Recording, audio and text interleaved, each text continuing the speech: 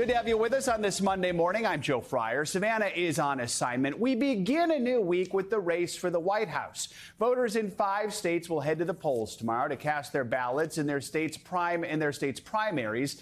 The general election matchup between President Biden and former President Trump is coming into focus after they locked up their nominations last week. President Biden's campaign announced it raised $53 million in February. As for former President Trump, well, he sparked controversy over the weekend with comments made at a campaign rally in Ohio. Mr. Trump offered a grim outlook while discussing the possibility of a trade war with China over auto manufacturing. Take a listen. We're going to put a 100% tariff on every single car that comes across the line, and you're not going to be able to sell those cars if I get elected. Now, if I don't get elected, it's going to be a bloodbath for the whole. That's going to be the least of it. It's going to be a bloodbath for the country. That'll be the least of it. All right, NBC News senior national politics reporter Jonathan Allen joins us more on the state of the race. Those bloodbath comments drew a lot of headlines. He also, though, continued to criticize President Biden. Let's hear a little bit of that, and then we'll talk on the other side. The fastest way to reverse every single Biden disaster is to very simply just put me back in office. We'll get it done quick. But among my very first actions upon taking office will be to stop the invasion of our country and send Joe Biden's illegal aliens back home. All right, so, John, what are some of the takeaways from Trump's campaign speech over the weekend that made so many headlines, including reaction to those bloodbath comments? Yeah, there's such attention to those bloodbath comments, in part because Democrats and Trump critics interpret them to mean that he is, and the Biden campaign said this, that he is threatening political violence. Now, if you listen to this speech, he was speaking specifically about Chinese cars being made in Mexico, and talking about the economy more broadly. His campaign says, look, this is ridiculous. He's using the word bloodbath to mean what's going to happen to the economy if the United States isn't sort of more protective of its markets. So, there's a little bit of a he said, she said in this. Obviously, former President Trump has said things that are more clearly linked to political violence than what he said over the weekend. But a huge moment in terms of the controversy and the public drama going on there. Let's talk about President Biden, his reelection bid. New reporting over the weekend on NBCNews.com details the president's anger and concerns about his polling numbers, saying he has grown angry and anxious. What more should we know about this? Yeah, let me connect the dots here a little bit, Joe. What President Biden is seeing is he's not doing as well as he would like to in polls. Very specifically, there are swing states, particularly Michigan and to some extent Georgia, where he's got Democratic voters who are very supportive of Palestinians and their conflict with Israel right now, and so as a result of that, he's frustrated. He's frustrated looking at the polling, thinking he's doing the right stuff on public policy, and at the same time, the poll numbers don't show that. And should just connect it a little further here. He has been very angry with Israeli Prime Minister Benjamin Netanyahu for not getting to a ceasefire, which would be very politically helpful to Joe Biden in the United States. We'll talk a little more about that later in the hour. John, as we've mentioned, 5 states are holding primaries tomorrow. So even though the nominations have been locked up, why should we care about how well the candidates perform in these events? For most of the states, it doesn't matter that much, Joe. The sad truth is that American general elections are fought, in just a handful of battleground states. But for the 2 presidential candidates, I think folks are going to be looking to see how they do in the swing states that are on the ballot. So you look at Arizona in particular, maybe to a lesser extent Florida, and to a lesser extent Ohio. People are going to look and see what their numbers are and try to extrapolate from that what the general election is going to look like. I'm personally a little skeptical of whether the primary tells you what's going to happen in the general, but that's the reason that these candidates, and particularly their supporters, are going to look at the primaries tomorrow. All right, Jonathan Allen. John, thank you so much. Appreciate it. Stop me if you heard this one before. On Capitol Hill, another crucial federal government funding deadline is approaching yet again for Congress. Lawmakers have until Friday to vote on and approve these 6 remaining appropriations bills to avoid another potential partial government shutdown. Earlier this month, President Biden signed a funding bill to prevent a shutdown, keeping several agencies funded through September, but that did not cover the whole government. NBC News Capitol Hill correspondent Ali Vitale joins us now with the latest. So, Ali, walk us through what's at stake this week. What are the agencies that do still need to have that funding approved by Congress? You know, Joe, what's wild is I just took 3 months to go on the campaign trail, and I thought for sure by the time I got to Capitol Hill again, they would be done with funding the government for this upcoming year. There I stand corrected, because here we are once again. This was always the concern with a laddered CR approach, the idea that you were going to do this in 2 buckets. Of course, the government funding crisis of last week averted at the last minute. Now we're watching Congress scramble to do it again, but with new agencies on the board. We're talking about places like the Department of Labor, Health and Human Services, Education, and then bigger ones like State and the Department of Homeland Security. That's what makes this so tricky, though. The fact that you're dealing with, yes, the same number of appropriation bills technically, but the places and things that are being funded are much thornier issues, which is why this funding deadline could be a problem. We're not quite in crisis mode yet. So, Ali, see, they need you there to get stuff done. That's probably the biggest issue. I think that might be the lesson. Yeah. Yes, of course. So really, though, realistically, though, besides you being gone, what are the biggest challenges for lawmakers? Is this similar to what we saw earlier this month, or are there some key differences this time around? Look, it's similar because we're watching the same themes play out, but in a different forum. Because, of course, the last set of funding bills were centered around different things, but we're now watching the entire scrum over the border really come to focus yet again. We watched, of course, as that bipartisan package came together at the beginning of the year and then fell apart, largely because of former President Trump and his acolytes saying they wanted to keep it as a live ball during the upcoming election season. But now what we're seeing is a lot of haggling over funding for the Department of Homeland Security. Of course, House Republicans, no fans of Alejandro Mayorkas. That, of course, is something that they have continued to use as a cudgel against President Biden. And so we're watching them now continue to fight over funding for the Department of Homeland Security on the issue of the border. Of course, that wasn't the only holdup, but I think right now, when we look at the thing that's really outstanding, it's the idea that they might do funding for the Department of Homeland Security slightly differently than the rest of these funding bills. But again, all of that remains to be seen. And remind us, if we do see a partial shutdown here, what happens? What's the impact? It's going to be big. Shutdowns are difficult for government workers, especially those who are asked to continue going to work and not getting their paycheck until government funding is actually accessible and done in the Congress. Of course, we know these things can drag on for a while. And again, we are not in a shutdown posture yet. But if it did shut down, because places like the Department of Homeland Security are on the table, that means that TSA workers, if you go to the airport, they still have to go to work, and they're not doing it with a paycheck. We have seen during shutdowns before why that becomes a drag and why that becomes difficult. But also when you're talking about things like potential Treasury funding, we're getting into tax season.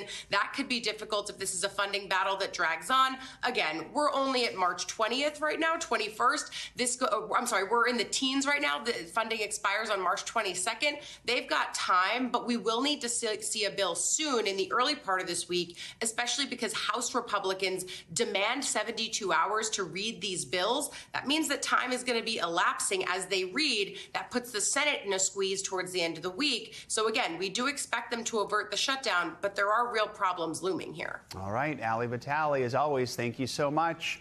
Today is the official last day of winter, but it is going out with a bang. Millions across the East are facing freeze threats. Meteorologist Michelle Grossman is here with the forecast. Michelle, good morning. Hi, Joe. Good to see you. And yeah, we are starting out chilly, at least ending winter, starting spring out chilly tomorrow. We're looking at temperatures tonight into Tuesday morning, well below freezing in many spots. So you want to cover any sensitive plants. That's mainly in the southeast. So 23 million people impacted by freeze alerts. Tonight into tomorrow morning, we have freeze warnings. That is in that hot pink color. So places like Memphis, Little Rock, Jackson, Montgomery, Atlanta, up to Charlotte, we'll see freeze conditions as we go throughout tonight. It's going to be a chilly afternoon, too, in many spots. Kansas City, well below normal for this time of year, in the 40s, the low 40s, 14 degrees below what is typical for this time of year. Also in the 40s in Nashville, Atlanta, you're just going to be at 59. That's 7 degrees below normal. And even down to places like New Orleans, just temperatures in the mid-60s. We're going to see another cool day tomorrow, but this is what it looks like overnight. I was talking about those freezing temperatures.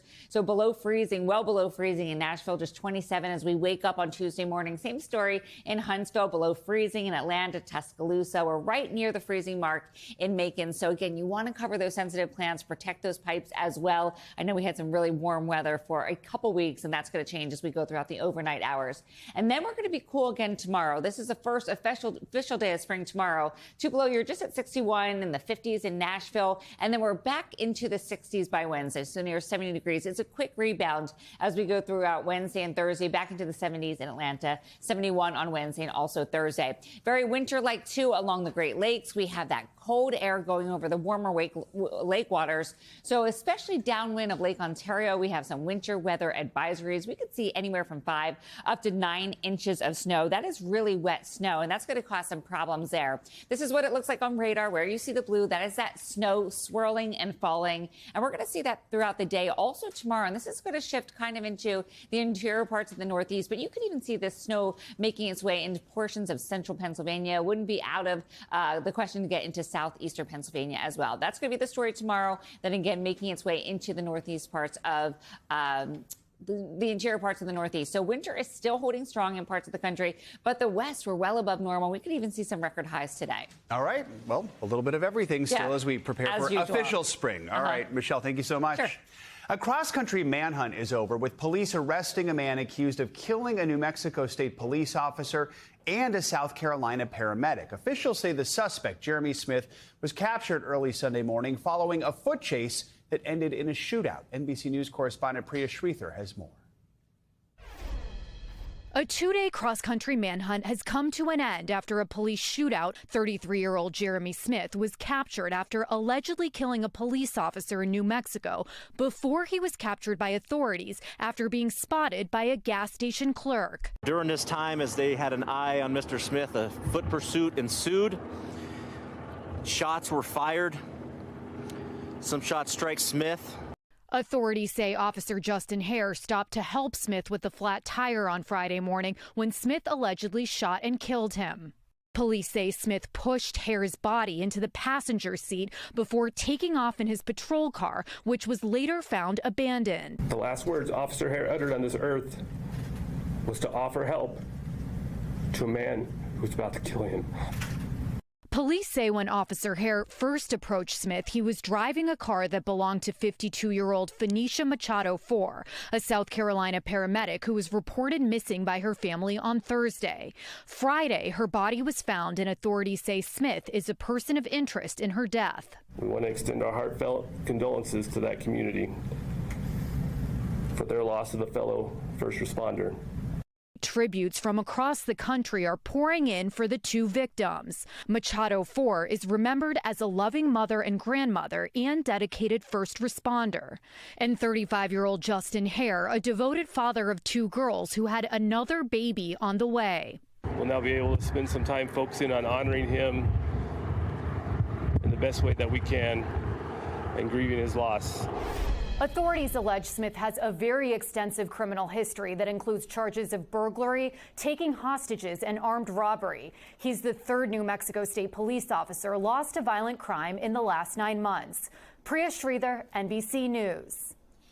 Russian President Vladimir Putin is celebrating a landslide re-election victory after 3 days of voting that offered no real alternatives. There were some protests, but Putin used his victory speech to declare Russia is united behind him. NBC News chief international correspondent Keir Simmons joins us now from Moscow. He was at that news conference and questioned Putin directly. Keir, good morning. This morning, Joe, I'll tell you that countries like Iran and China and North Korea are congratulating President Putin. But a spokesperson for the National Security Council saying the elections are obviously not free or fair, given how Mr. Putin has imprisoned opponents and prevented others from running against him. This morning, President Putin beginning another 6 years in power after an election that saw dye poured into ballot boxes, arson attacks and drone strikes Russia blamed on Ukraine. Putin won the biggest victory of his leadership, Russian officials say, after years of crushing opposition leaders like Alexei Navalny and Boris Nadezhdin, who told us he voted by writing his initials on the ballot. NBC News was the first international news organization to question the Russian leader after the election. Mr. President, journalist Evan Gershkovich spent this election in prison. Boris Nadezhdin, who opposes your war in Ukraine, wasn't allowed to stand against you. And Alexei Navalny died in one of your prisons during your campaign. Mr. President, is this what you call democracy? That's life, Putin said, and in his answer suggested he had agreed to release Navalny on the condition he never returned to Russia. Days later, his outspoken opponent was dead, Putin said.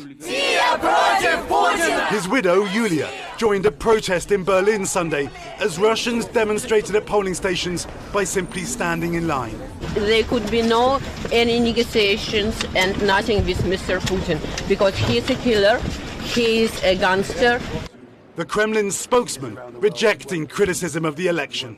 Alexei Navalny's widow is calling on leaders around the world not to accept this election.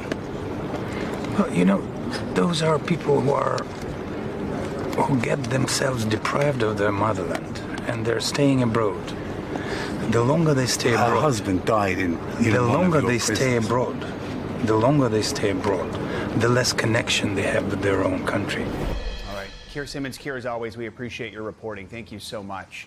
For more on this, let's bring in Ambassador Bill Taylor. He's the former U.S. ambassador to Ukraine, is now the Vice President, Russia and Europe at the U.S. Institute of Peace.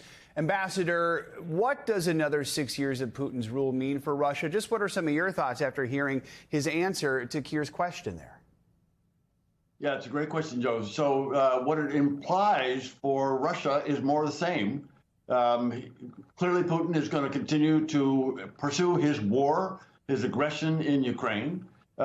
Clearly, he's going to continue to oppress the Russian people, giving them no ability to express their views. Clearly, he is going to continue to push against the international order that tries to maintain some rules of the road. Mr. Putin says he's got 87% of the vote. That's like North Korea, Joe. I mean, this is not a serious election.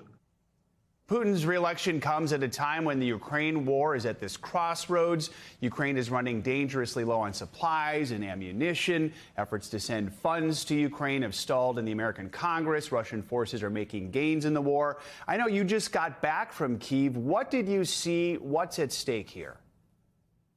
At stake is the security of Ukraine, but it's more than that, Joe. You're exactly right. What's at stake here is the security of Europe and of the United States, which is why it's so important, as you just indicated, to provide those funds to allow the Ukrainians to stop the Russians in Ukraine. That's what's at stake.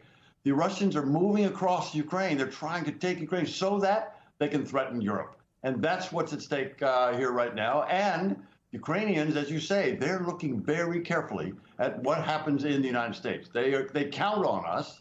They count on the United States to continue to provide them the support so that they can do the fighting, so that they can stop the Russians. They're not looking for any other assistance like soldiers. They're looking for weapons that allow them to stop the Russians.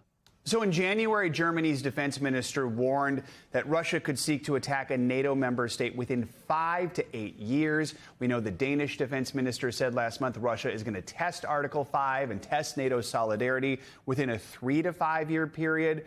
So what does Putin's re-election mean for Russia's diplomatic ties? Could this re-election try to embolden Putin to actually challenge NATO members and challenge NATO solidarity? So Putin is in office at least until 2030, probably until 2036 if he lives that long. So yes, he is emboldened now. He's got now he can call up more forces. So he can do this mobilization. He can do a bigger draft than he has been able to do up until now because it's very unpopular. So this is a problem for the Europeans. This is a problem that Putin is providing, is showing that he's got the intent to move across Ukraine. And the Europeans are right to be concerned. Europeans are right to be increasing their support for Ukraine. They're right to be increasing their defense budgets so in order they can stop the Russians as they move across Ukraine and threaten them. All right. Ambassador William Taylor, as always, we appreciate your time and your expertise. Thanks for joining us this morning. Thanks for watching. Stay updated about breaking news and top stories on the NBC News app or follow us on social media.